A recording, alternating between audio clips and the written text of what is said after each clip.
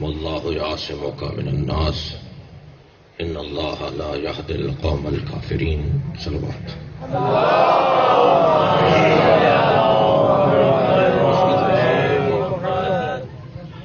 تھوڑا سا بہتر کیجیے سر.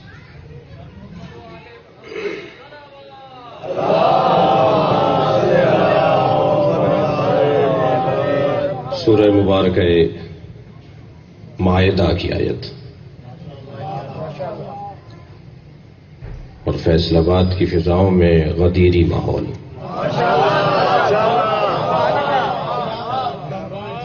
پروردگار عالم کا احسان عظیم ہے کہ ہم جہاں بیٹھے ہیں اس سے اچھی جگہ نہیں ہے.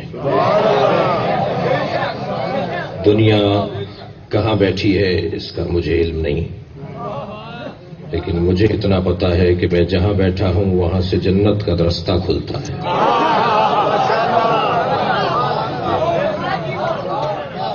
اور الحمدللہ اس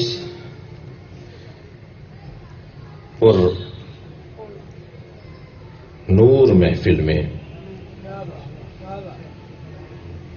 بات بھی نور کی ہونی ہے، اور آپ اس بات کا احساس نہیں ہونے دیں گے کہ محفل طویل ہو گئی ہے. میری اور آپ کی زندگیاں ختم ہو جائیں اور طویل زندگیاں ختم ہو جائیں، مگر ہم علی کے عین سے آشنا نہیں ہو سکتے. یوں تو مزاجن عادتاً شرعاً اخلاقاً قانوناً فضائل پڑھنے کا ہمیں حکم ہے. ہمیں حکم ہے کہ ہم فضائل اہل بیت پڑھیں، لیکن جس دن کے ذرے ذرے نے علی علی پکارا ہو تو اس دن کیسے ممکن ہے کہ بات کوئی اور ہو. لہذا آپ کے سامنے میں کہاں سے شروع کروں اور کہاں ختم کروں اتنا مجھے احساس ہے کہ جس نقطۂ کمال پر سب کا اتفاق ہے اسے علی کہتے ہیں.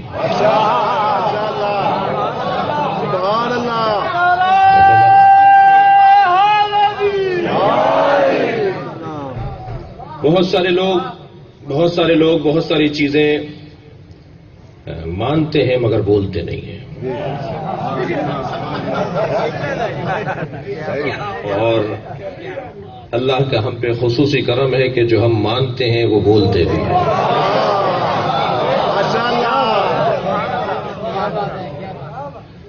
تقیہ کی نسبت ہماری جانب دی جاتی ہے اور تقیہ عین دین ہے. تقیہ دین آبائے پیغمبر اور دین آبائے اہل بیت ہے. تقیہ دین کا ایسا ہی حصہ ہے جیسے قضاء و قدر، جیسے جبر و اختیار کی بحث، جیسے عدل و ظلم کا عنوان. ایسے ہی تقیہ کا عنوان بھی اہل بیت کے مکتب میں ایک مسلم حقیقت ہے، مگر ہمیں کہتے ہیں کہ یہ تقیہ کرتے ہیں اور اس کے آگے اوبلک ڈالتے ہیں، یعنی منافقت کرتے ہیں. ہمیں تقیہ کی نسبت دیتے ہوئے ایک اوبلک ڈالتے ہیں، کہتے ہیں کہ یہ تقیہ یعنی منافقت. لیکن عجیب سی داستان ہے کہ جن کا مذہب تقیہ ہے وہ تو تقیہ کرتے نہیں ہیں، اور جن کے ہاں تقیہ حرام ہے وہ سارے تقیہ میں ہیں. میرا اتفاق بہت سے نجی ٹی وی چینلز پر اپنے بھائی بزرگ شخصیات کے ساتھ ہوتا ہے. حاشیے کی گفتگو میں اور وقفے کے درمیان بارہا ہم نے سنا کہ جو آپ کہہ رہے تھے وہی صحیح ہے، مگر ہم کہہ نہیں سکتے.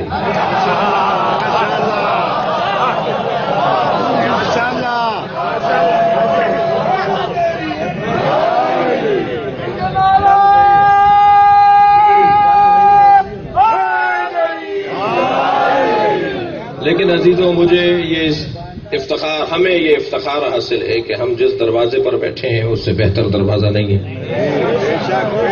اور ہم اس دروازے پر مر کر بھی مطمئن ہے وہ ہمیں مار کے مسترب ہے.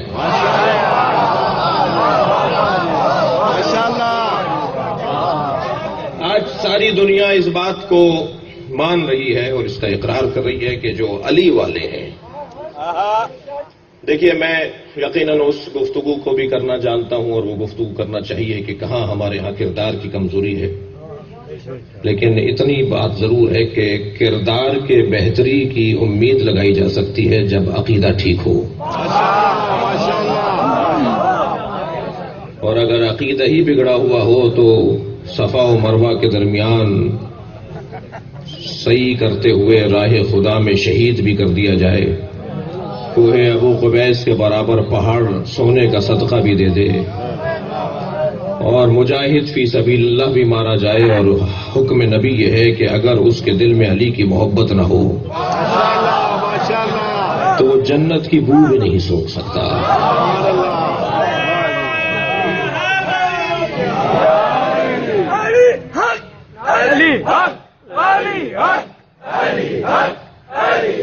ماشاء اللہ.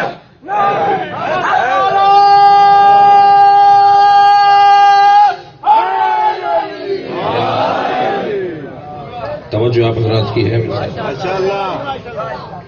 اور یہ بات میرے عقیدے کی بات نہیں ہے بلکہ یہ اسلام کی حقیقت ہے کہ نبی مکرم نے، جملہ آپ کی سماعتوں کے حوالے کر رہا ہوں بسم اللہ، مگر اس سے پہلے ایک تمہیدی جملہ کہوں کہ ایک بات کہی جاتی ہے کہ نبی نے اپنے بات کا کوئی فیصلہ نہیں کیا، نبی نے اپنے بات کسی کو اپنا جانشین نہیں بنایا، امت پر چھوڑ گئے. ایک گملہ لگانے والا مالی، ایک پودا سینچنے والا مالی اگر ایک دن کو بھی کہیں باہر جاتا ہے تو کسی کو سونپ کے جاتا ہے کہ پانی ڈالنا ہے.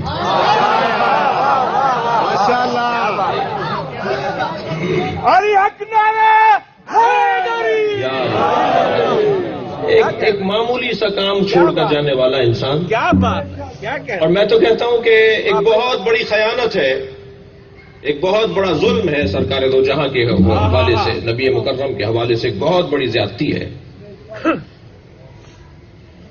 قرآن مجید سورہ مبارکہ بقرہ کے اندر بہت واضح آیت ہے کہ کتب علیکم اذا حضر احدکم الموت ان ترک خیرا الوصیہ للوالدین والاقربین بالمعروف حقا علی المتقین. تم پر ہم نے فرض قرار دے دیا ہے کہ اگر تم خیر چھوڑ کر جا رہے ہو تو وصیت کر کے جاؤ. قرآن کہہ رہا ہے کہ تم پر فرض قرار دیا ہے اگر خیر چھوڑ کر جا رہے ہو تو وصیت کر کے جاؤ. ہمیں اللہ حکم دے رہا ہے کہ اگر خیر چھوڑ کر جا رہے ہو تو وصیت کر کے جاؤ. پیغمبر اسلام چھوڑ کر جا رہے ہیں، قرآن چھوڑ کر جا رہے ہیں، پیغمبر کوئی وصیت نہیں کر کے گئے. یہ توہین رسول ہے. میں بس یہاں ایک جملہ کہہ کر آگے بڑھتا ہوں کہ کچھ فلاں فلاں فلاں فلاں فلاں شخصیتوں کو بچانے کے لیے نبی پہ تہمت لگائی جاتی ہے. اور فرما رہے ہیں، کہہ چکا ہوں بہت سی جگہوں پر، یہاں نہیں بات ہوئی. بوستان زہرا میں ایک مدت کے بعد بلایا گیا ہوں، البتہ بلایا جاتا رہا ہوں لیکن میری حاضری ایک مدت بات ہوئی ہے. بوستان زہرا کی بات کر رہا ہوں. اس امام بارگاہ میں ایک مدت کے بعد 10 سال پہلے یہاں اشرا بھی پڑا تھا، زکریا صاحب بیٹھے ہوئے ہیں، شاید 12 سال پہلے. لیکن ایک جملہ یہاں کہتا ہوں آگے بڑھوں کہ کچھ کمزوریاں، موٹی موٹی کچھ کمزوریاں شیعوں کی ہیں اور موٹی موٹی کچھ کمزوریاں سنیوں کی ہیں. شیعوں کی ایک موٹی کمزوری اور سنیوں کی ایک موٹی کمزوری سن لیجئے، اور پہلے تو اپنی بتاؤں گا نا تاکہ سنی بھائی سن لے میری بات. شیعوں کی ایک موٹی کمزوری یہ ہے کہ مولا کے فضائل پڑھتے ہوئے اگر کبھی نصیری کی تعریف کر دی جائے تو ہمارے یہاں نعرہ لگتا ہے، اور مولا علی کو اگر رب اور اللہ بول دیا جائے تو ہمارے یہاں دھمال ڈالا جاتا ہے. یہ شیعوں کی بہت بڑی کمزوری ہے جس کی وجہ سے پوری قوم کو جواب دینا پڑ رہا ہے. عالمی سطح کی تشیع زیر سوال آ جاتی ہے، مورد سوال بن جاتی ہے، الزام کا سامنا کرتی ہے. ہم سے زیادہ کسی کو عقیدہ توحید کا پتہ نہیں ہے. ہمیں کوئی عقیدہ توحید نہ بتائے، اس لیے کہ ہمارے ہاں عقیدہ توحید کے لیے سب سے بڑا نصاب ہے نہج البلاغہ. دعائے کمیل پڑھنے والی قوم اللہ کے علاوہ کسی اور کو اللہ نہیں مانتی ہے. اور ہمارے ایک موٹی کمزوری ہے، اس کے اوپر تفصیل سے بات ہوگی. اور جو افراد اس کا شکار ہیں بیچارے، وہ خود مستضعف ہیں، بیچارے کمزور ہیں، علمی طور پر کمزور ہیں، لہذا ان سے پیار کی ضرورت ہے، ان سے محبت کی ضرورت ہے۔ کبھی بھی بیمار سے نفرت نہیں کی جاتی، بیماری سے نفرت کی جاتی ہے۔ تو ایک موٹی سی کمزوری ہے میری قوم کی، جس کو بہت تیزی سے پھیلایا جا رہا ہے، اس کے پیچھے ایک بڑی سازش ہے۔ اور سنیوں کی ایک بڑی کمزوری یہ ہے کہ پیغمبر کی توجہ ہے، پیغمبر کی توہین ہو جائے تو ہوتی رہے، مگر کسی طرح امہات المومنین کو بچا لو اور صحابیوں کو بچا لو، ان کی توہین نہیں ہونی چاہیے۔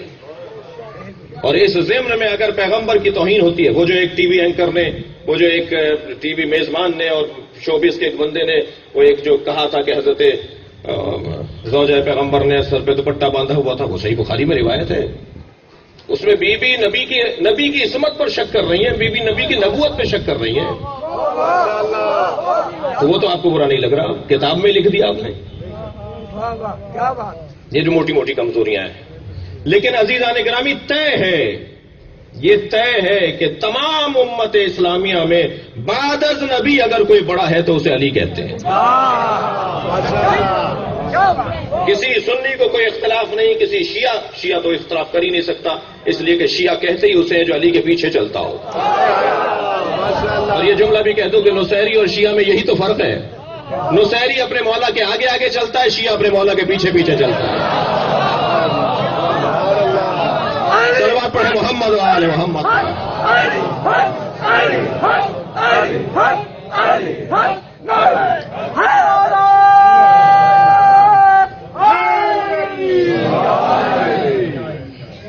بھائی بڑی عنایت آپ نے روشنی تھوڑی سی موڑ دی تو مجھے کچھ زیارت ہو گئی مومنین کی، اسے اگر بند کر کے تو اچھا ہے، بغیر اس کے بھی آپ ویڈیو بنا لیں گے۔ ایک صلوات اور ہدیہ کریں نبی کی ذات پر ذرا، اگر ممکن ہے تو اس روشنی کو ذرا مدھم کر دیجئے، اوپر کر دیجئے، کچھ کیجئے، اس سے بہتر صلوات ہدیہ کریں نبی کی ذات پر۔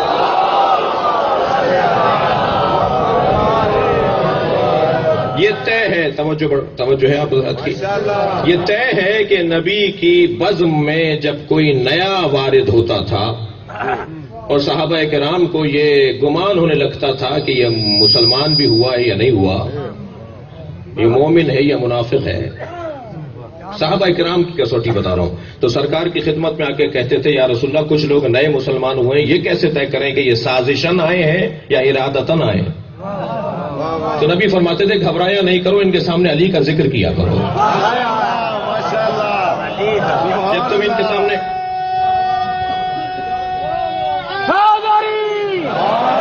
جب تم ان کے سامنے علی کا ذکر کرو گے، ان کا چہرہ پکار کر بتائے گا کہ یہ مومن ہے یا منافق ہے۔ یہ کسوٹی پیغمبر کی دی ہوئی کسوٹی ہے، اور دنیا میں کوئی آپ کو مسلمان، واقعی مسلمان اور صحیح سنی نہیں ملے گا کہ جو مولا علی کی فضیلت کا قائل نہ ہو۔ ہندوستان میں یوم حسین ہو رہا ہے، جناب خواجہ نظام الدین احسانی یوم حسین میں خطاب کرنے آئے ہیں، مجمع شیعوں کا ہے اور خطاب کرنے سنی آیا ہے، تو کہنے لگے سنو میں سنی ہوں مگر تفضیلی سنی ہوں۔ کہا تفضیلی سنی کسے کہتے ہیں؟ کہا تفضیلی سنی اسے کہتے ہیں جو بعد از نبی علی کی فضیلت کا قائل ہو۔ تھکے تو نہیں ہے نا آپ حضرات؟ اور کہتے ہیں سنو میں اپنے عقیدے کا اظہار کر رہا ہوں، ہم وہ سنی ہیں جو علی کی فضیلت کے قائل ہیں۔ اور ترتیبیں دو طرح کی ہیں، ایک ترتیب فضیلت ہے اور ایک ترتیب خلافت ہے۔ علی ترتیب خلافت میں چوتھے ہیں اور ترتیب فضیلت میں پہلے ہیں۔ تو مجمع میں سے ایک صاحب کھڑے ہو گئے، کہنے لگے خواجہ صاحب بات سمجھ میں نہیں آئی، جو ترتیب فضیلت میں پہلا ہو اسے ترتیب خلافت میں پہلا ہونا چاہیے۔ تو الجھ کے کہنے لگے 1,23,999 پیغمبروں کے بعد آنے والا پہلا سمجھ میں آتا ہے؟ صلوات پڑھے محمد و آل محمد۔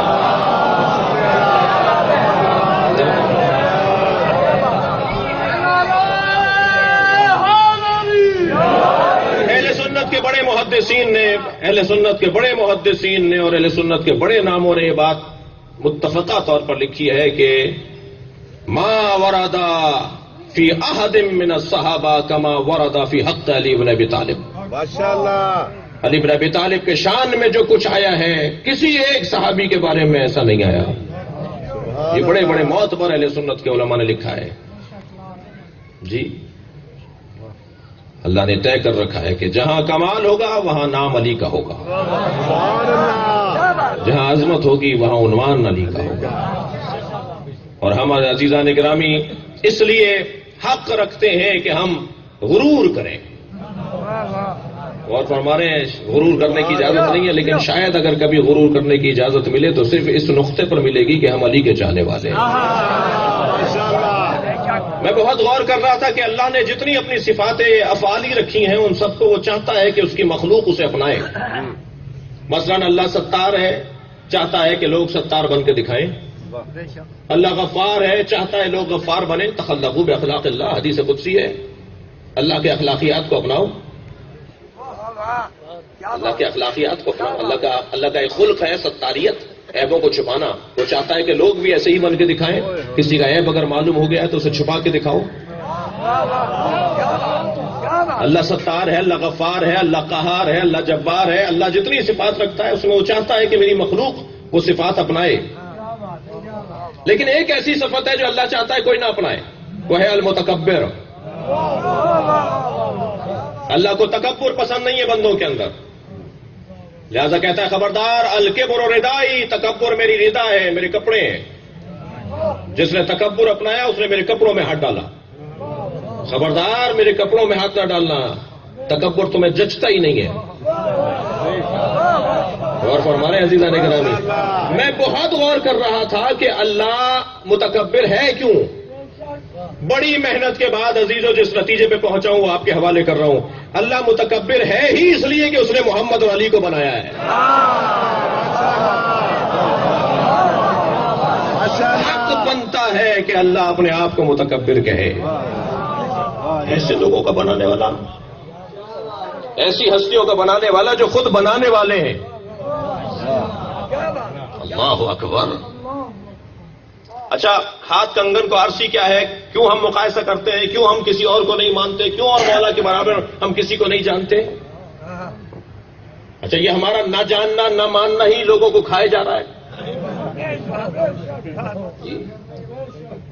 ابھی بات ہو رہی تھی جناب ہمارے ایک بھائی اہل سنت سے شیعہ ہوئے کچھ عرصے پہلے، جی وہ بھی بیان کر رہے تھے کہ آپ نے غور فرمایا کہ شورا میں، ناراض تو نہیں ہو رہے آپ حضرات، شورا میں جب نبی کی رحلت کے بعد پہلی خلافت کا انتخاب کیسے ہوا، دوسری خلافت کا انتخاب کیسے ہوا، تیسری خلافت کا انتخاب ہوا شورا کے ذریعے۔ 6 نفری شورا، 6 افراد کی شورا بنائی گئی کہ یہ 6 اور ان میں سے بھی 2 جس طرف ہو جائیں۔ جی تو سب سے پہلے کہا علی تمہارا حق ہے، کہا علی تمہارا حق ہے، تم یہ خلافت قبول فرماؤ، مگر 2 شرطیں ہیں۔ ایک شرط یہ ہے کہ قرآن و سنت کے سے ہٹ کر فیصلہ، قرآن و سنت کی پیروی کریں گے آپ، اور دوسری شرط یہ ہے کہ سیرت شیخین پہ چلیں گے۔ میرے مولا علی نے فرمایا میں قرآن و سنت کو سب سے بہتر جانتا ہوں، اس لیے قرآن و سنت پر میں چلوں گا مگر سیرت شیخین پر میں عمل نہیں کروں گا۔ ہم سے کیوں ناراض ہوتے ہو کہ آپ اور کسی کو مانتے نہیں ہو سوائے علی کے؟ ہمیں کوئی اور نظر ہی نہیں آتا سوائے علی کے۔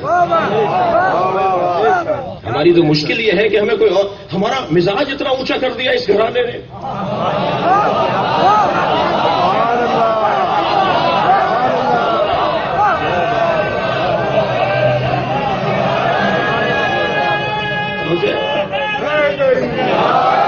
ہمارے سوچنے کا انداز اتنا اونچا کر دیا۔ میں نے جو ابھی ایک جملہ کہا نا، ہم جہاں بیٹھے ہیں اس سے اچھی جگہ نہیں ہے، ہمیں اتنا اونچا کر دیا اس اونچے گھر نے کہ اتنا بڑا مجمع بیٹھا ہے۔ مجھے معاف کریں گے کچھ دیر کے لیے، میں یہ تنقید نہیں تعریف میں بات کرنے جا رہا ہوں۔ اتنے بڑے مجمع سے میں کہوں مولا علی کے 18 بیٹے تھے 10 کے نام بتائیے، یہ میں تنقید نہیں کر رہا، تعریف کر رہا ہوں۔ شاید ہی کوئی نکل کر آئے جو مولا کے 18 بیٹوں میں سے 10 کے نام بتا دے۔ کیوں؟ اس لیے کہ مزاج اتنا اونچا ہے، علی کے علاوہ غور کرنے کا وقت ہی نہیں ہے۔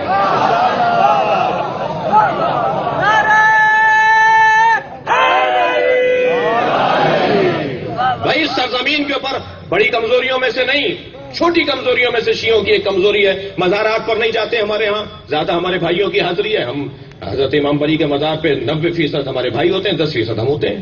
عبداللہ شاہ غازی کے مزار پر 10% شیعہ ہوتے ہیں، 90% سنی بھائی ہوتے ہیں، ہمارے عزیز، ہمارے بھائی. جی شاہ عبد الطیف بھٹائی کے مزار پہ، شہباز قلندر کے مزار پہ، ان بزرگوں کے مزاروں پہ آپ دیکھیے شیعہ کم ہوتے ہیں، سنی زیادہ ہوتے ہیں ہمارے بھائی. کیوں نہیں جاتے آپ؟ اس لیے کہ آپ ڈائریکٹ نجف کا رستہ جانتے ہیں، آپ کربلا کا راستہ جانتے ہیں.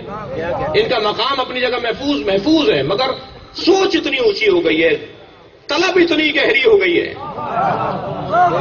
ذائقہ اتنا پختہ ہو گیا ہے کہ کہیں اور مزہ ہی نہیں آتا سوائے در علی کے. اب دیکھیں یہ سارے عظیم لوگ ہیں، بڑے لوگ ہیں. میں اپنا مزاج بتا رہا ہوں اپنی قوم کا، پوری دنیا کی قوم، شیعہ قوم کا. یہ سب بلند ہیں، سب مقام بلند رکھتے ہیں، لیکن ذرا غور فرمائیں کہ ان میں اور علی میں کتنا بڑا فرق ہے. جی اب غور فرمائیں کتنا موٹا سا فرق ہے، کتنا واضح فرق ہے. قرآن مجید میں نجات کے 4 راستے بتائیں: سبیل، صراط، حبل اللہ، نور. ماشاءاللہ. نجات کے 4 راستے. نور لفظ استعمال ہوا، نور قرآن میں نور کا لفظ استعمال ہوا، یہ نجات کا راستہ ہے. حبل اللہ، اللہ کی رسی، یہ نجات کا ذریعہ ہے. صراط یہ نجات کا ذریعہ ہے. سبیل یہ نجات کا ذریعہ ہے. لیکن صراط ہمیشہ مفرد آیا ہے، جمع نہیں آیا قرآن میں. ایک بڑا روشن واضح رستہ. قرآن میں نور مفرد آیا ہے، جمع نہیں آیا. قرآن میں حبل اللہ مفرد آیا ہے، جمع نہیں آیا، مگر سبیل جمع آیا ہے. جی والذین جاہدوا فینا لنہدینہم سبلنا، جو ہماری راہ میں جہاد کرتے ہیں ہم انہیں اپنے رستے دکھاتے ہیں. جی صراط، نور، حبل اللہ اور سبیل. سبیل کی جمع آئی ہے مگر حبل اللہ، نور اور صراط کی جمع نہیں آئی. بس اگر اسے سمجھنے کے لیے میں اپنے سارے مضمون کو ایک جملے میں سمیٹ کر آگے بڑھوں تو وہ یوں کہوں گا کہ سہون شریف ہے، دہلی شریف ہے، اجمیر شریف ہے، مگر نجف اشرف ہے.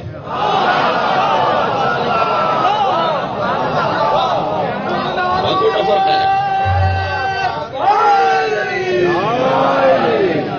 مزاج بہت اونچا ہے، سوچنے کا انداز بہت بلند ہے. اچھا یہ کہا گیا ہے نا ہمیں کہ ذرا بڑے لوگوں کے ساتھ بیٹھا کرو. جو بڑے لوگوں کے ساتھ لوگ بیٹھتے ہیں ان کا قد بھی اونچا ہو جاتا ہے. دعائے کمیل جیسی پوری دوسری قومیں کوئی ایک دعا تو لا کر دکھائے. دعائے ابو حمزہ صومالی جیسی پوری ساری قومیں کوئی ایک دعا تو لا کر دکھائے. صحیفہ سجادیہ میں 54 دعائیں ہیں. کسی کے بڑے نے کوئی ایک جملہ بھی مولا سجاد جیسے کہا ہو. ہمیں حق ہے یا نہیں کہ ہم غرور کریں؟ جی کوئی ایک جملہ تو دکھاؤ کسی کے بڑے کا ایسا ہو جیسا امام سجاد نے کہا ہے. مجھے معاف کیجئے گا، کوئی یہ نہ سمجھے، مجھے معلوم ہے برادران اہل سنت مجلس میں بیٹھے ہیں، سامنے بیٹھے ہیں. جی ویسے بھی جتنے بھی شیعہ ہیں وہ سارے سنی ہیں. میں یہاں ممبر بیٹھا ہوں، میں سنی ہوں. بہت واضح طور پر اعلان کر رہا ہوں میں سنی ہوں. ہماری خواہش ہے کہ سنی بھی شیعہ ہو جائیں.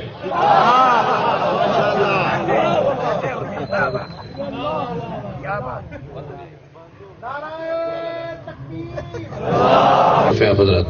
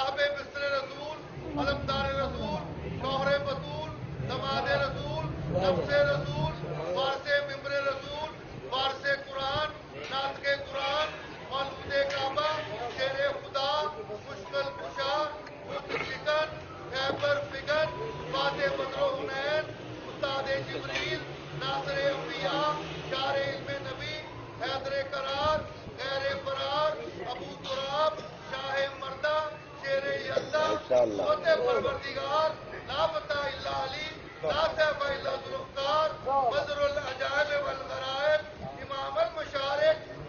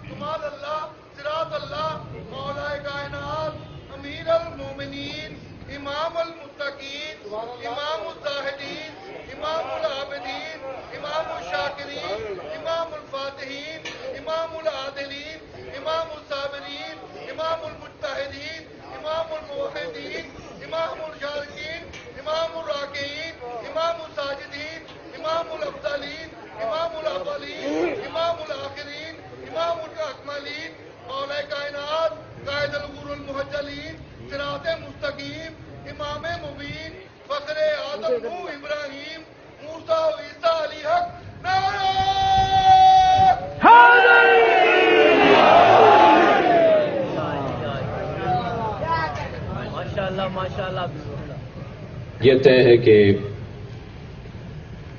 آج دنیا جس چیز کا مطالبہ کر رہی ہے وہ چیز ہے اہلیت، صلاحیت۔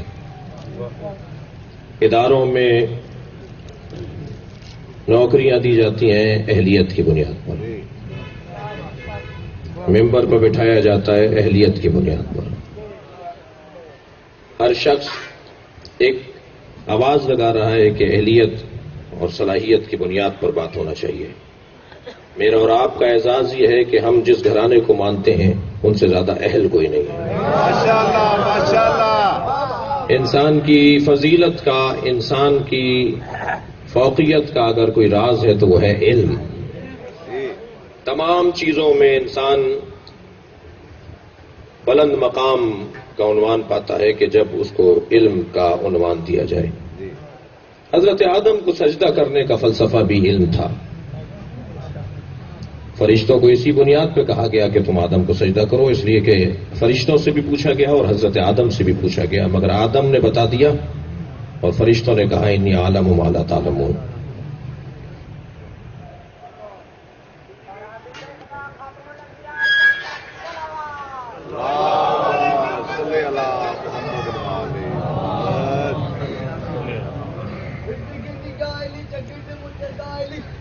توجہ میری طرف ہے حضرات کی، تھوڑا سا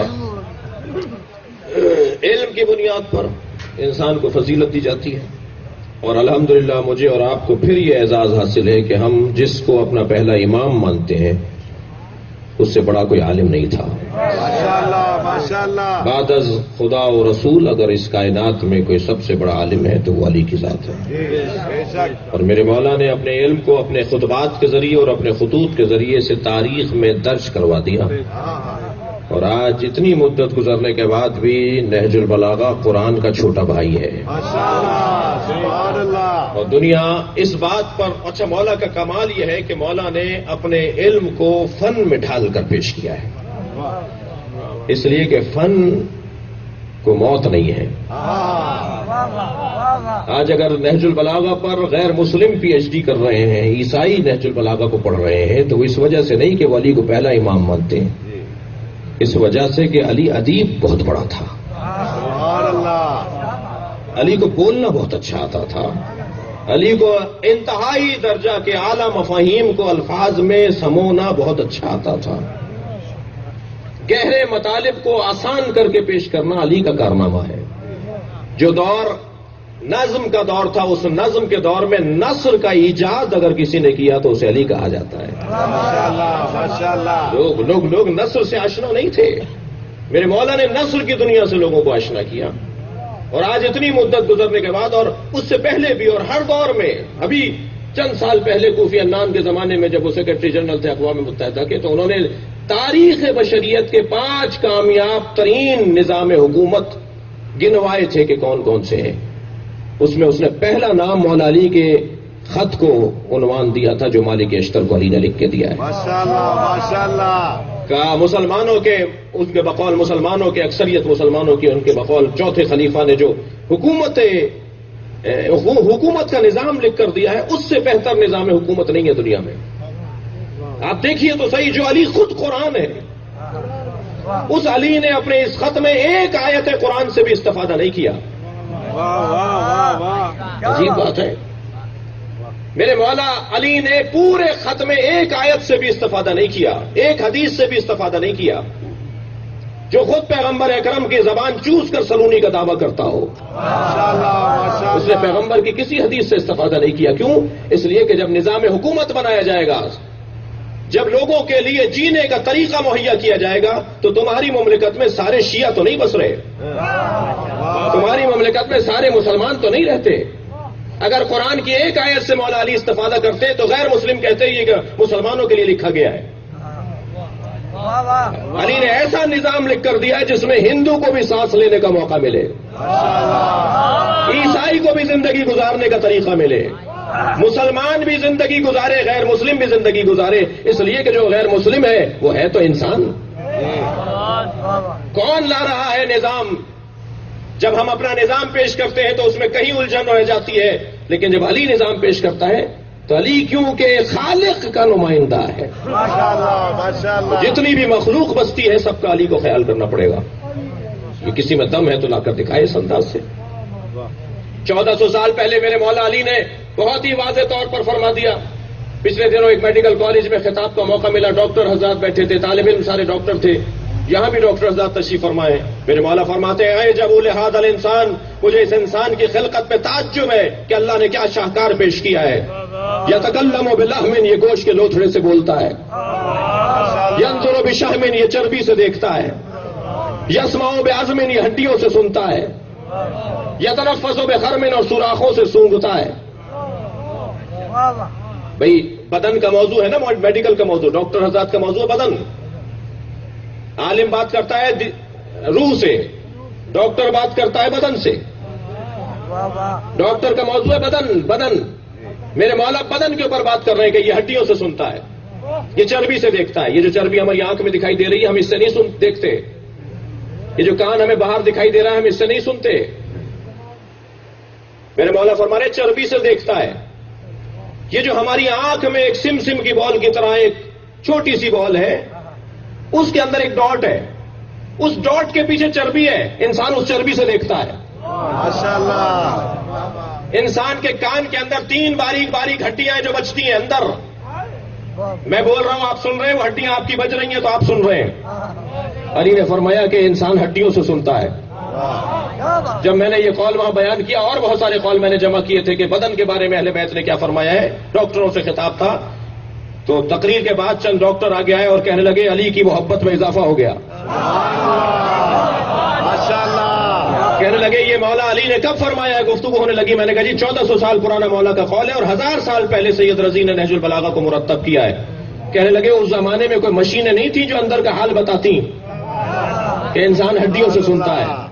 تو میں نے انہیں ایک قول نقل کیا کہ ایک مسیحی نے میخائیل رمضان ایک مسیحی نے یہ جملہ لکھا ہے کہ میں نے نہج البلاغہ کو پڑھ کر یہ نتیجہ اخذ کیا ہے کہ یہ ساری کائنات یا اس نے بنائی ہے یا اس کے سامنے بنی ہے.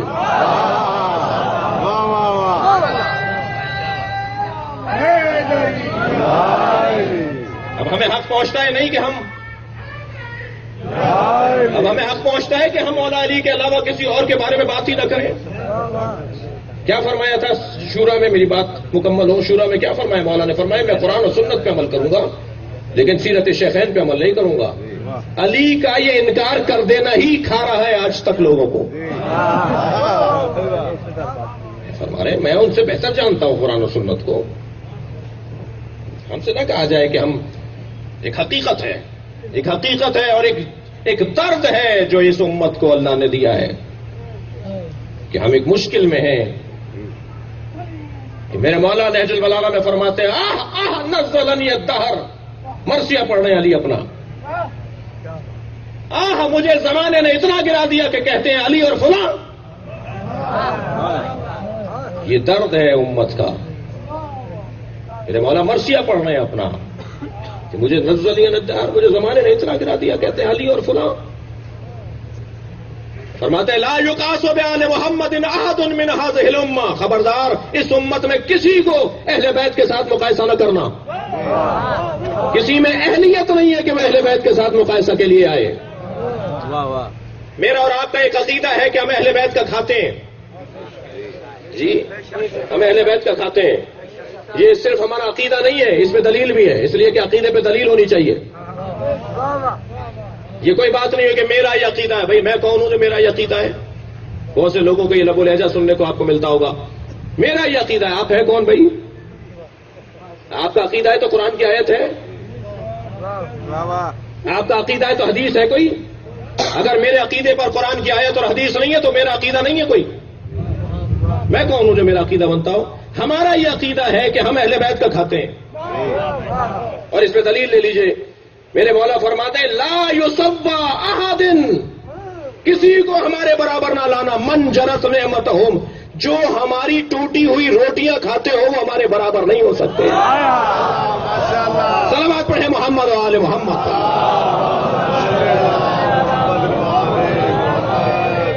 یہ میری تمہید یہاں ایک منزل پر آئی کہ ہم اگر مولا علی کا نام اور علی علی کرتے ہیں تو اس کا ایک موٹا سبب یہ ہے کہ علی کے علاوہ ہمیں کوئی دکھائی نہیں دیتا. اہلیت اور صلاحیت کی بنیاد پر جب بات ہوگی تو اس تاریخ بشریت میں، اور میں نہیں کہہ رہا، اس لیے کہ ہماری مشکل یہ ہے کہ جب میں مولوی ملا اگر بات کروں، ممبر سے بات ہو اور محراب سے بات ہو تو کہتے ہیں یہ دینی لوگ ہیں، مذہبی لوگ ہیں، یہ بات کر رہے ہیں. جب ٹائی لگائے ہوئے اور پینٹ کوٹ پہنے ہوئے کوئی عیسائی، کوئی یہودی، کوئی غیر مسلم جب مولا علی کے فضائل پڑھتا ہے تو لوگوں کو زیادہ اچھے لگتے ہیں. آج دنیا بھر کا غیر مسلم پڑھا لکھا طبقہ، میں لندن ایئرپورٹ پر اترا ہیتھرو پر تو کچھ لوگ، ظاہر ایئرپورٹ تھا بڑا مجمع، ادھر سے ادھر جا رہا تھا، لوگ اتر رہے تھے، جا رہے تھے، آ رہے تھے، اسی ابا قبا میں تھا اور پوری دنیا میں اسی ابا قبا میں پھر رہا ہوں. تو کچھ لوگ برابر سے گزرے، پھر پلٹ کر آئے، کہنے لگے آپ نے یہ بہت اچھا پہنا ہوا ہے، یہ کیا پہنا ہوا ہے؟ تو میں نے کہا جی یہ مسلمان علماء کا لباس ہے. تو کہنے لگے اچھا مسلمان عالم ہے، تو یہ بتائیے کہ نبی کے گھر والوں کو مانتے ہیں یا دوستوں کو مانتے ہیں؟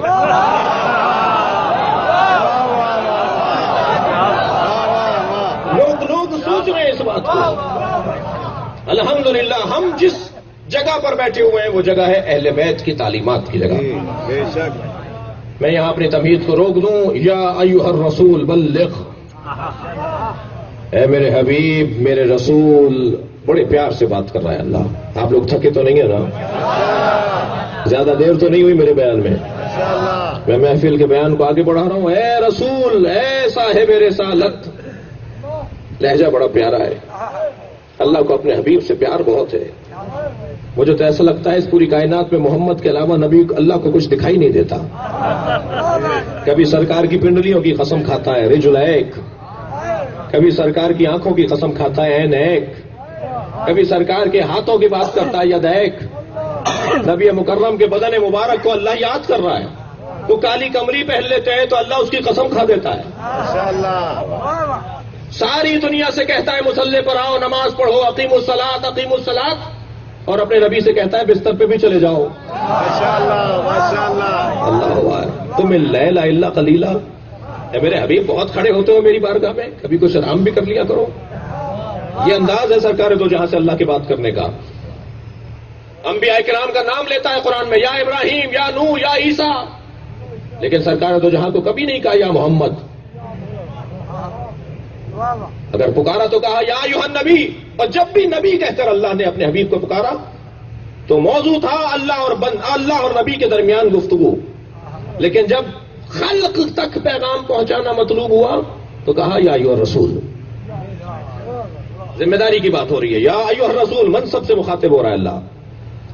کرسی کی بات کر رہا ہے، تمہیں جو ذمہ داری دی گئی ہے اس سے مخاطب ہو رہا ہے اللہ.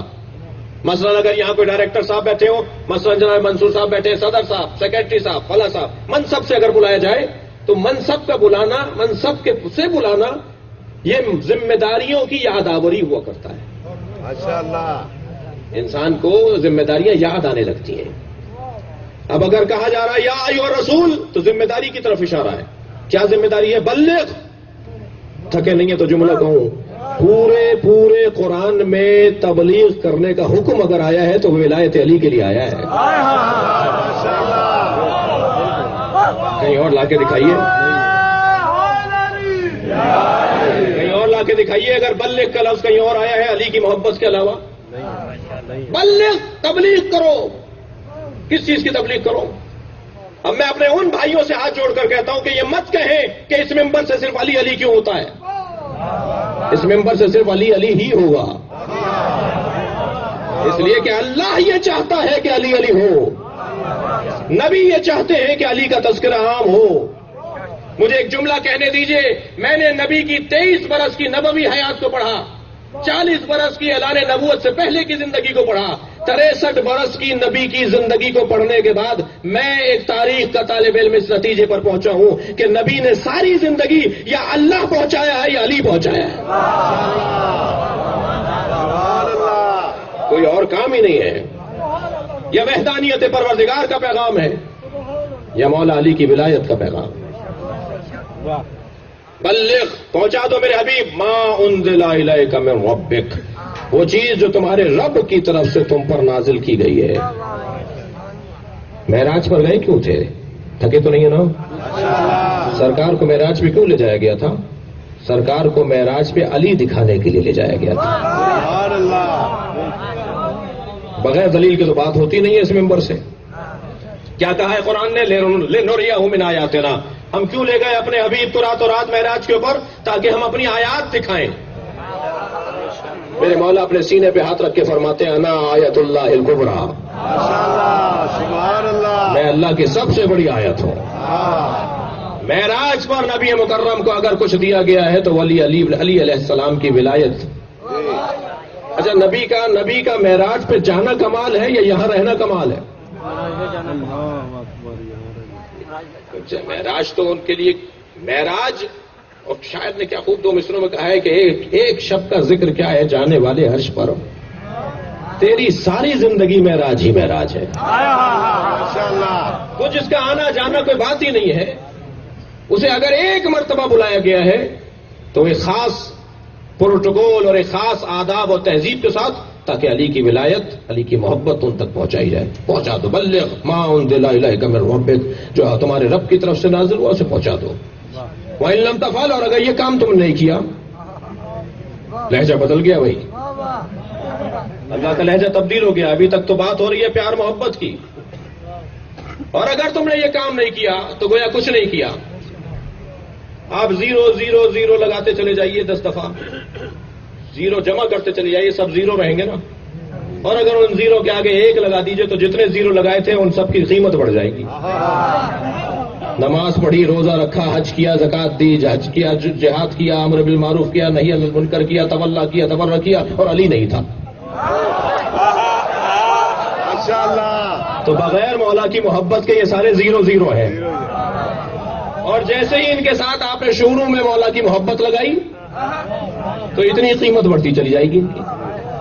اور اب بات ان سے ہو رہی ہے کہ جو مولا کی محبت رکھنے والے لوگ ہیں، ولایت رکھنے والے لوگ ہیں، جی اگر آپ نے یہ کام نہیں کیا فما بلغت رسالتہ، تو گویا کوئی کام آپ نے نہیں کیا۔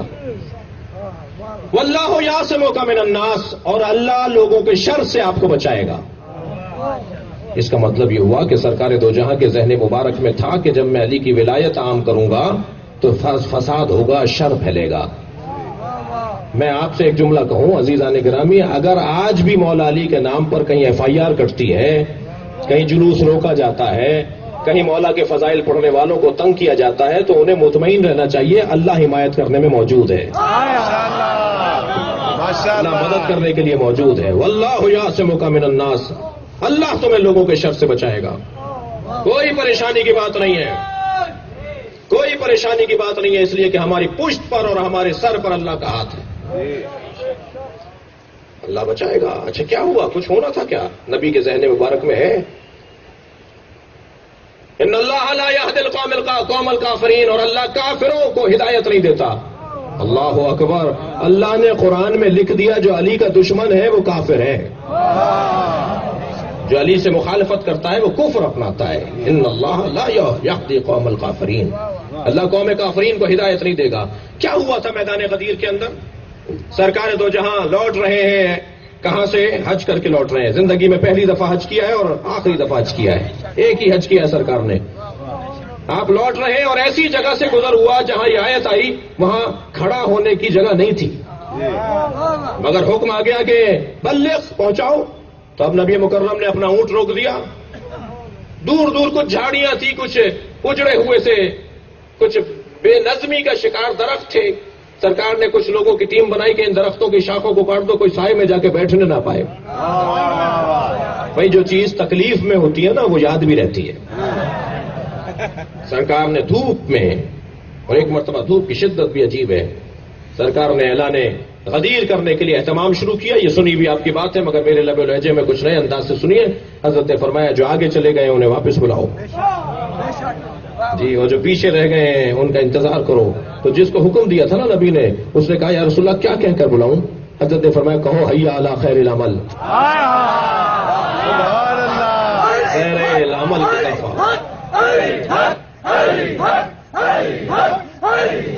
صلوات پڑھیں محمد و آل محمد۔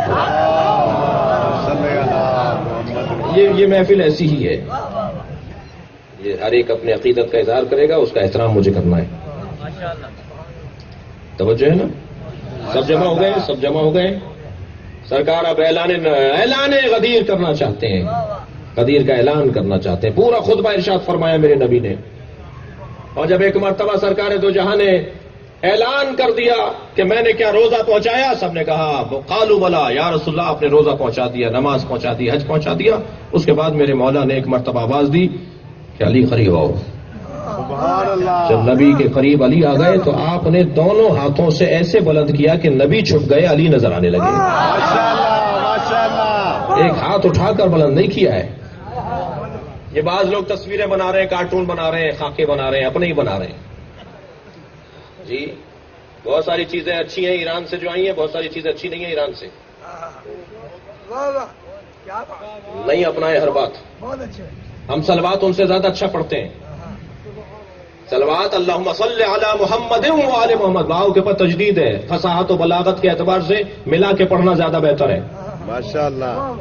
ہمیں وہاں سے مرجعیت ملی ہے، مبارک ہو، ہمیں وہاں سے کردار میں بہتری ملی ہے، اعتکاف ملا ہے، نمازوں میں ملی ہے، تقلید ملی ہے، بہت اچھی چیزیں ملی ہیں، مگر ہر چیز لینے کی نہیں ہے وہاں کی۔ ناراض ہوتے ہیں تو آپ کی مرضی ہے۔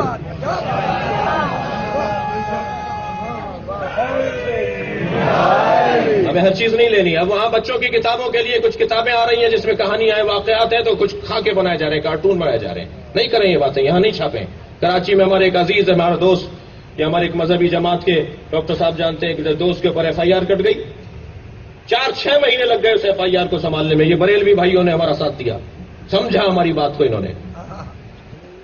لہذا بہت ساری چیزیں پیغمبر نے ایک ہاتھ پکڑ کر میرے مولا کا بلند نہیں کیا،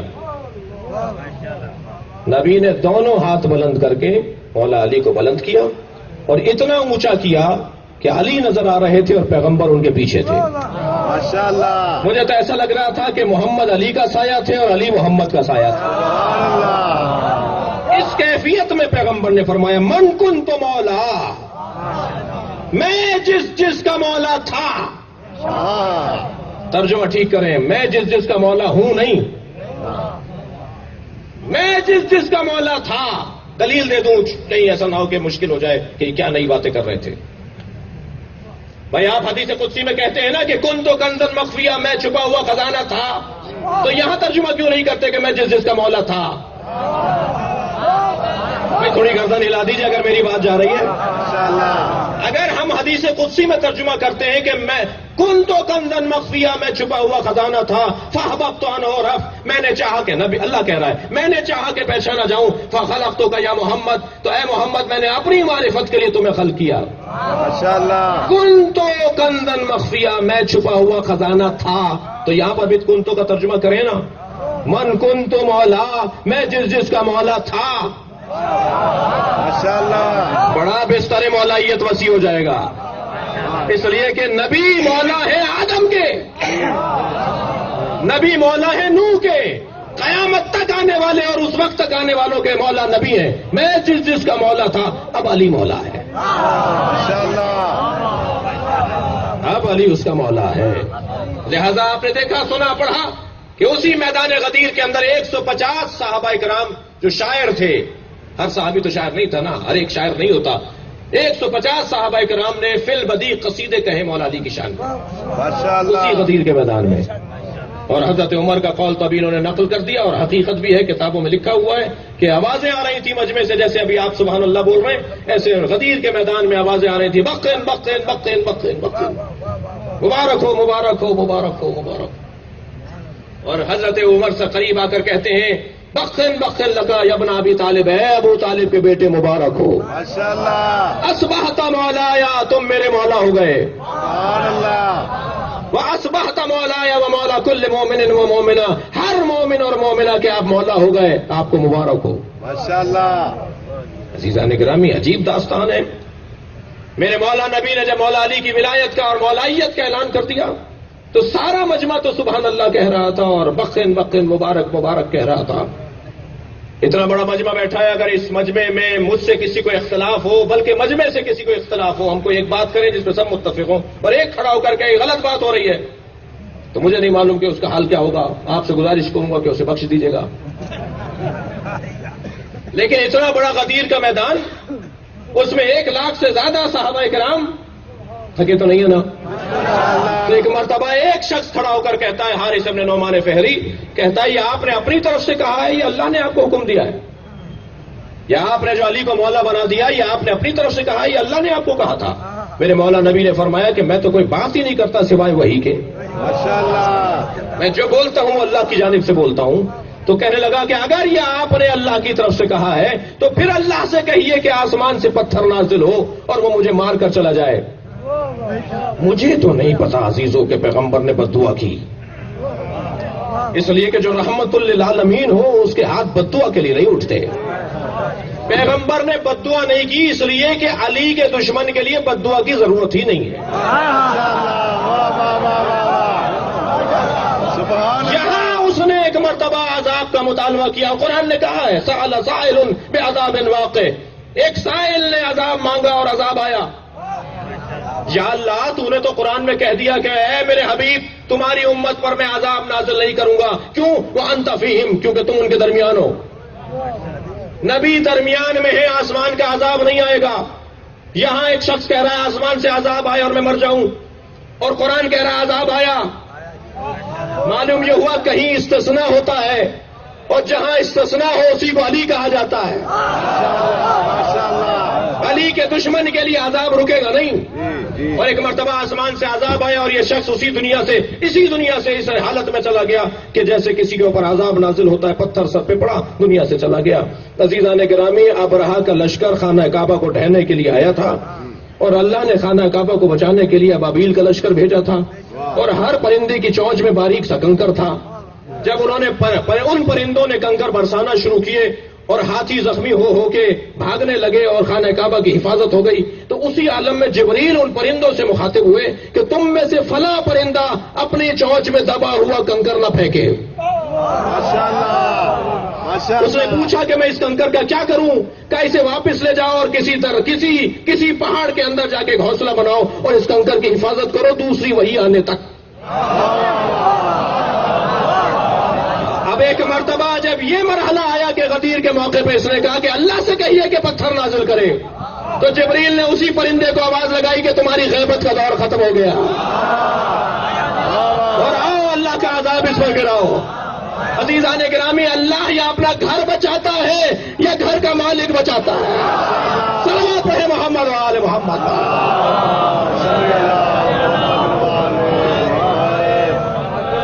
ماشاءاللہ، آسمان سے پتھر نازل ہوتا ہے اور اس کو دشمن علی کو اس دنیا سے ختم کر دیتا ہے۔ اچھا، ویسے آپ نے دیکھا کہ علی کی دشمنی ایسی بیماری ہے جس کا علاج ہے ہی موت، اور میرا اور آپ کا تو معاملہ ہی نہیں ہے، معاملہ ہے اللہ سے، اس لیے کہ علی کا اپنا تو کچھ ہے ہی نہیں۔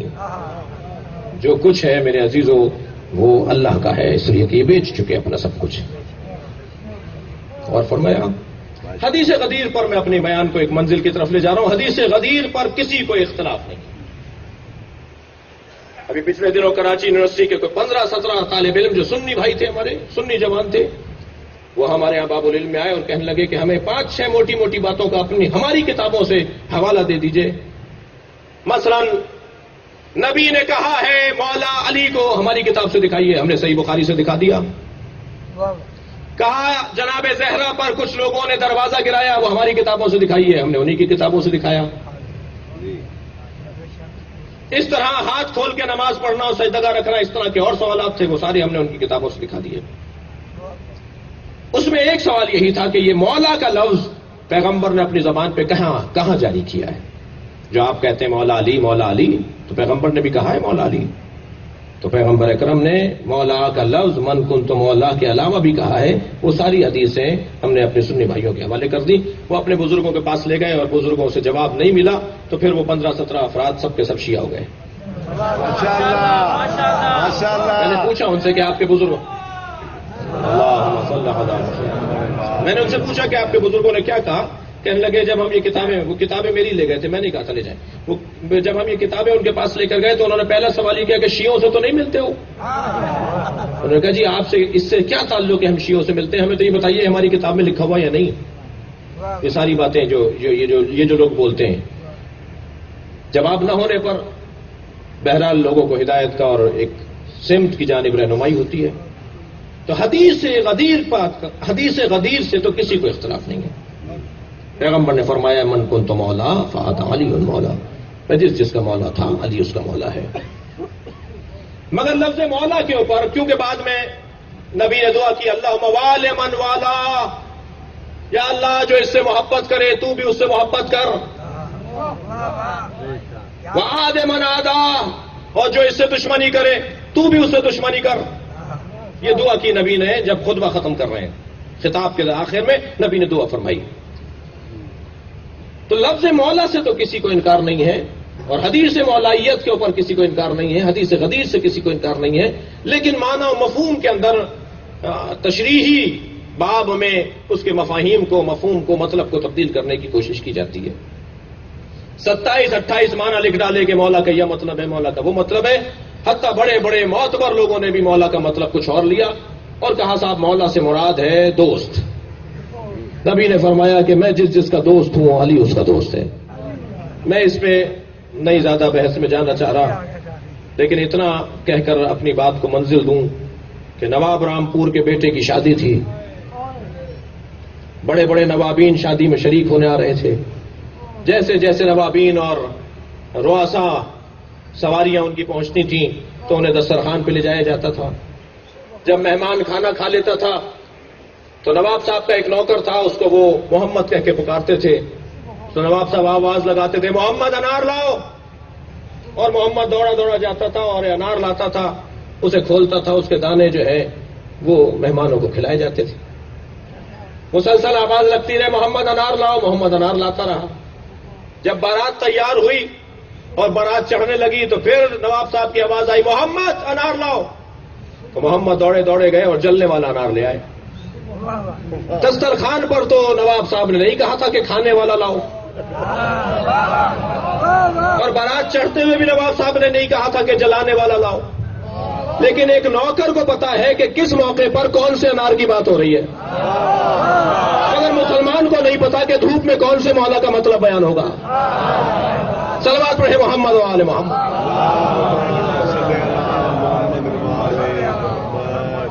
نہیں عزیزان گرامی، مولا اولا بالتصرف، ہماری جانوں پر ہم سے زیادہ علی کو حق ہے، ہماری جانوں پر، ہمارے مال پر، ہماری اولاد پر ہم سے زیادہ میرے مولا علی کو حق ہے۔ اگر آج علی کہہ دیں، یعنی علی کا علی کہہ دیں، یعنی امام وقت کہہ دیں کہ اپنا مکان خالی کرو اور فلاں ہمارے شیعہ کو اس میں بسنے دو، تو میں اگر چوں بھی نہ کہوں تو شیعہ ہوں۔ مولا کہیں یہ گاڑی کی چابی ہمیں دو، اور کسی بھی روڈ چلتے ہوئے کو کہے کہ یہ تمہاری، اور میرے پاس ذہن میں بال برابر بھی اعتراض نہ آئے، تب تو شیعہ ہوں۔ مولا مانگ رہے ہیں، مولا کا ہمارے اوپر ہم سے زیادہ حق ہے۔ بس ولایت کا مطلب یہی ہے کہ جب میں اپنے اوپر اپنے مولا کو اولویت دے دوں، حق دے دوں، تو یہی مولائیت ہے۔ عزیزو، یہ 7 دن سے زیادہ کسی کو پریشان نہیں رکھتے، 7 دن سے زیادہ آزماتے نہیں ہیں۔ غلطیاں کرنے والے تو زیادہ مشکل میں رہتے ہیں، لیکن جس نے غلطی نہ کی ہو، آزمائش یہ 7 دن سے زیادہ نہیں لیتے۔ جتنے بھی یہاں حاجت مند، پریشان حال، مشکلات کا شکار، اپنے مسائل لے کر اس بارگاہ حیدری میں آئے ہیں، وہ اپنے ذہنوں میں اپنی پریشانیوں کو لائیں، یا اپنے چاہنے والوں کو 7 دن سے زیادہ پریشان نہیں رکھتے۔ کریم گھرانہ ہے۔ علی بن ابی طالب کو اگر واسطہ دیا جائے نبی کا، عجیب داستان ہے۔ کسی نے سوال کیا کہ ہم تو وسیلہ بناتے ہیں نبی کو اللہ کی بارگاہ میں، نبی کس کو وسیلہ بناتے ہیں؟ کہتے ہیں نا اہدنا الصراط المستقیم، نبی کے ذہن میں کون ہوتا ہے؟ نبی بھی تو کہتے ہیں نا اہدنا الصراط المستقیم، وہ کون سے صراط مستقیم کے لیے کہتے ہیں؟ علی کس کے لیے کہتے ہیں؟ تو ابو ذر غفاری کہتے ہیں میرے ذہن میں یہ سوال ایک مرتبہ مچل رہا تھا کہ میں کیسے اس کا جواب تلاش کروں، کیا کروں، کہ ایک مرتبہ مولا علی نے فرمایا چلو میرے ساتھ۔ پیغمبر کو حالت رکوع میں ہم نے دیکھا، جب ذکر رکوع مکمل کر لیا تو پیغمبر اللہ سے دعا کر رہے تھے، یا اللہ تجھے علی کا واسطہ دیتا ہوں، میری اس عبادت کو قبول کر لے۔ ماشاءاللہ۔ اور پھر ایک مرتبہ پیغمبر اکرم کے سامنے جب ابو ذر آئے تو حضرت ہاتھ پکڑ کے کہا چلو علی کو دیکھو کیا کہہ رہے ہیں۔ تو علی سجدے میں تھے اور کہہ رہے تھے یا اللہ میری عبادتوں کو محمد کے صدقے میں قبول کر لے. سبحان اللہ. ہمیں اگر مولا علی کو واسطہ دینا ہے اپنی دعاؤں کے لیے، اپنی حاجات کے لیے، تو نبی کا واسطہ دینا ہے، اور نبی کو واسطہ دینا ہے تو علی کا واسطہ دینا ہے. فقیر بیٹھے ہیں، اپنی حاجتوں کو ذہن میں لائیے، اور جتنی توانائی کے ساتھ ممکن ہو سکے اس گھرانے پہ درود بھیجیے.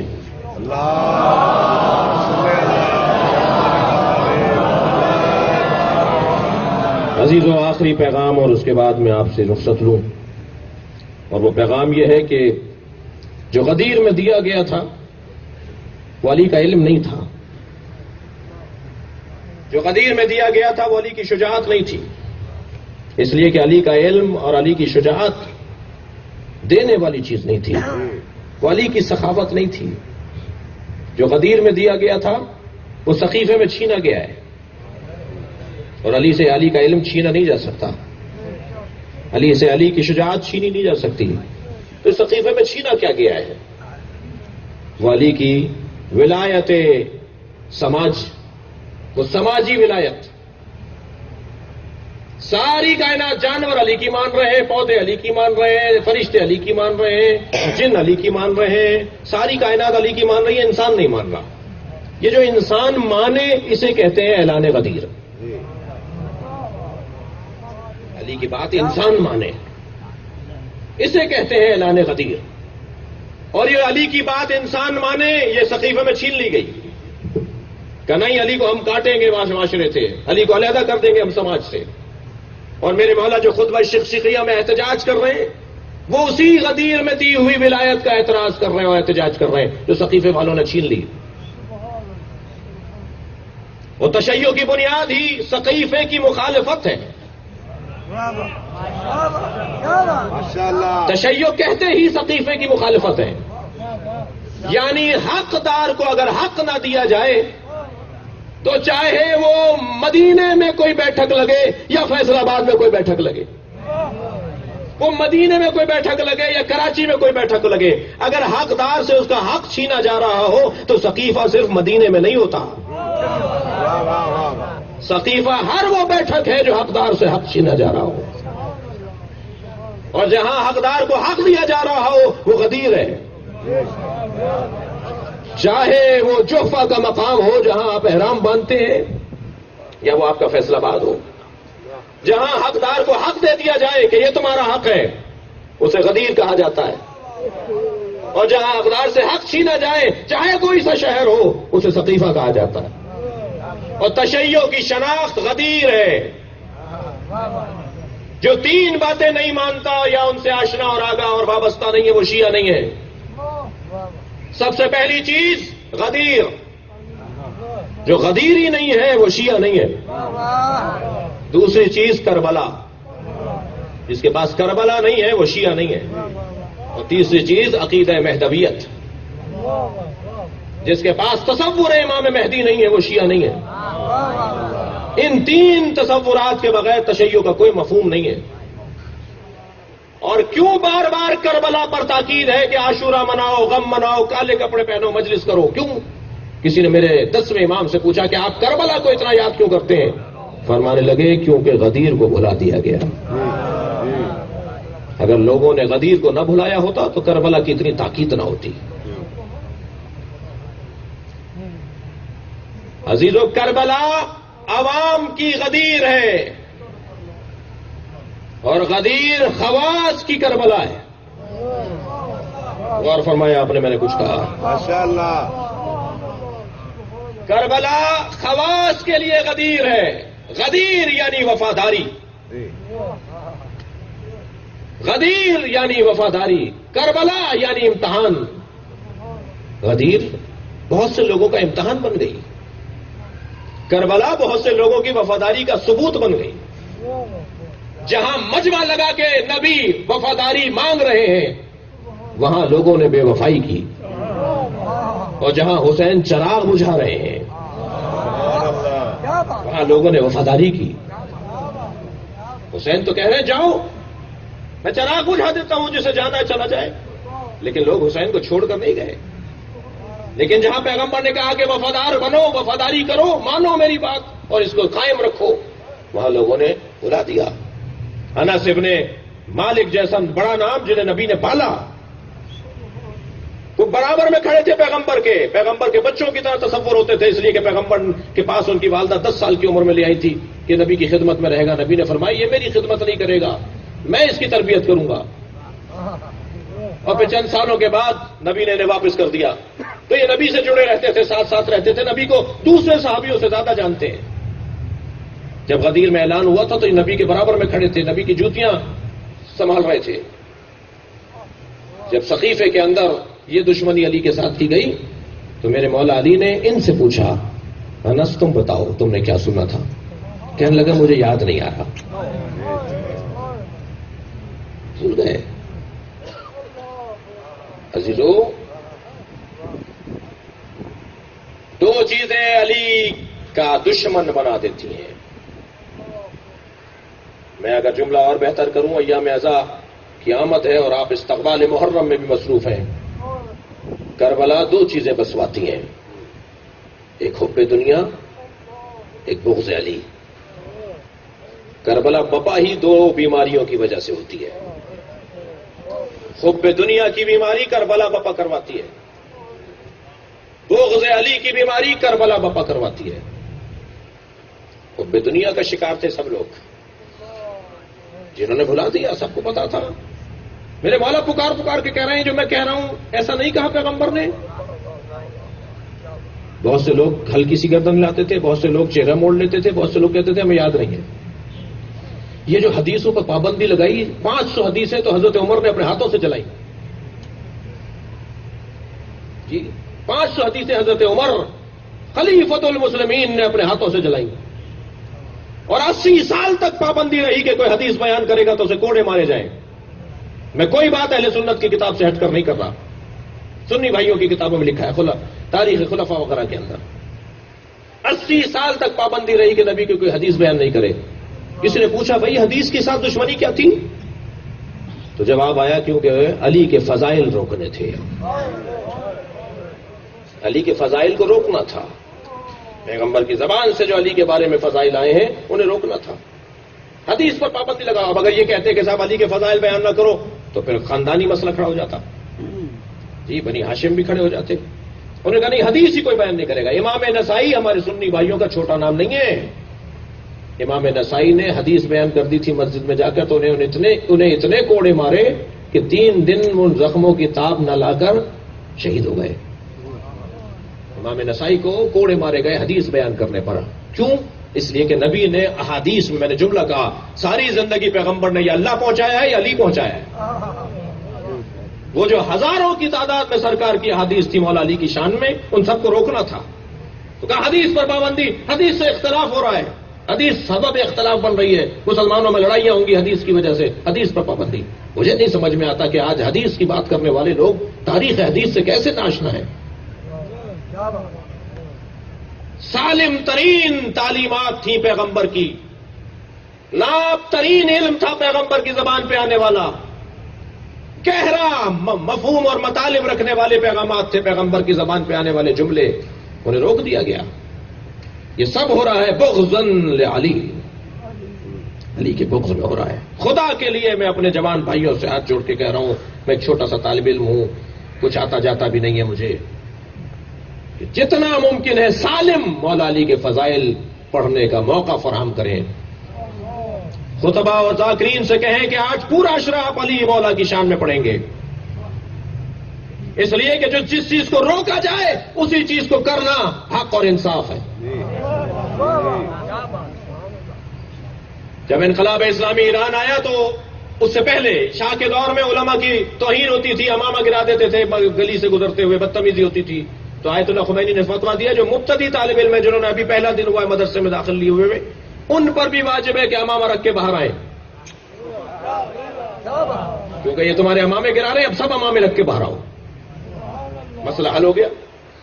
سندھ میں ابھی 2 سال پہلے علم کی توہین ہو رہی تھی تو ہم نے سندھ کی سطح پر ایک اعلان کیا تھا، جن گھروں پر علم نہیں لگے ہوئے وہ بھی علم لگائیں۔ علم کی توہین کرنے والے زیادہ زور پر ہیں یا علم لگانے والے زیادہ طاقت میں ہیں؟ لگانے والا. مروان ابن حکم نے بنی ہاشم کے جوانوں کو گزرتے ہوئے دیکھا تو اپنے ساتھی سے جو اس کے ساتھ سواری پر تھا اسے کہا کہ یہ بڑے حسین لوگ جا رہے ہیں، کون ہیں؟ بڑے وجیح لوگ جا رہے ہیں، اچھے چہرے والے، اچھے بدنوں والے لوگ، اچھی ہیکلوں والے اور اچھے شمائل والے لوگ ہیں، حسین اور جمیل لوگ جا رہے ہیں، کون ہے یہ؟ کس قبیلے کے لوگ ہیں؟ کہا یہ بنی ہاشم ہے. تو ایک مرتبہ اپنا اونٹ اس طرف موڑ کر آواز دے کر کہا کہ ذرا ٹھہرو، میں تم سے بات کرنا چاہتا ہوں. ان میں سب سے آگے امام سجاد تھے. سبحان اللہ. اللہم صلی اللہ. امام آگے بڑھے تو اس نے کہا ماں اس وقت تمہارا نام کیا ہے؟ حضرت نے فرمایا علی. اس نے کہا ماں اس اخی تمہارے بھائی کا نام کیا ہے؟ حضرت نے فرمایا علی. کہا ماں اس اخی الاخر تمہارے تیسرے بھائی کا نام کیا ہے؟ مولا نے کہا علی. کہنے لگا تمہارے بابا کے پاس علی کے علاوہ کوئی اور نام نہیں تھا؟ ماشاءاللہ. تو میرے مولا امام سجاد نے فرمایا میرے بابا کہتے ہیں اللہ مجھے اگر 100 بیٹے دیتا سب کے نام علی رکھتا. کیوں؟ ماشاءاللہ. کیوں؟ سوال یہ ہے کیوں سب کے نام علی رکھتا؟ علی نام رکھنے پہ پابندی تھی.